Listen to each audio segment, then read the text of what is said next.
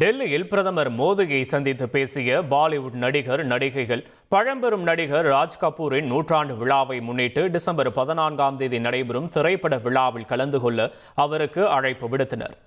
Ranbir Kapoor, Alia but, Kareena Kapoor, Saif Ali Khan, Karishma Kapoor, Ridhima Kapoor, Sahni, அதா ஜெயின், அர்மான் ஜெயின் மற்றும் நிது கபூர் உட்பட பலர் பிரதமர் மோடியை நேரில் சந்தித்தனர். அவர்களுடன் பிரதமர் மோடி கலந்துரையாடினார்.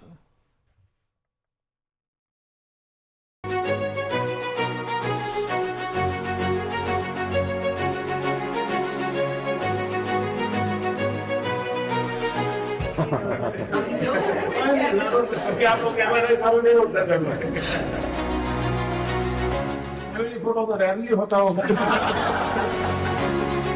बहुत कम वस्तुओं में बचे थे फैमिली में, तो ये 10 या 12 वस्तुओं में से एक है, तो आपको पेश करना चाहते हैं हम. यहाँ जो पीएम म्यूजियम बना है उसमें रखा हूँ.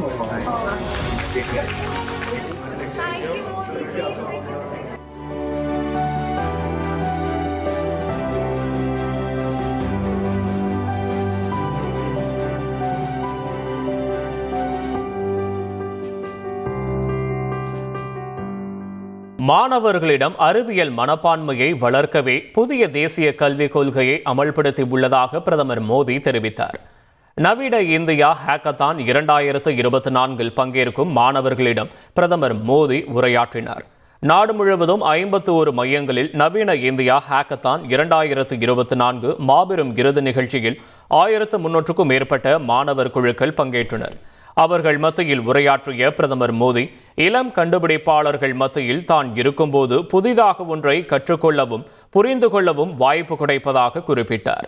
நாட்டின் பல்வேறு துறைகளில் ட்ரோன்களின் பயன்பாட்டை எடுத்துரைத்து அவர் ட்ரோன் திட்டங்களை சுட்டிக்காட்டினார்.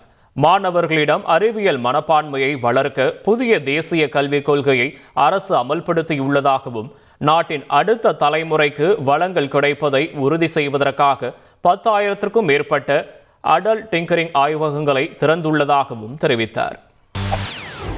செய்திகளை உடனுக்குடன் தெரிந்து கொள்ள உடனே சப்ஸ்கிரைப் பண்ணுங்க.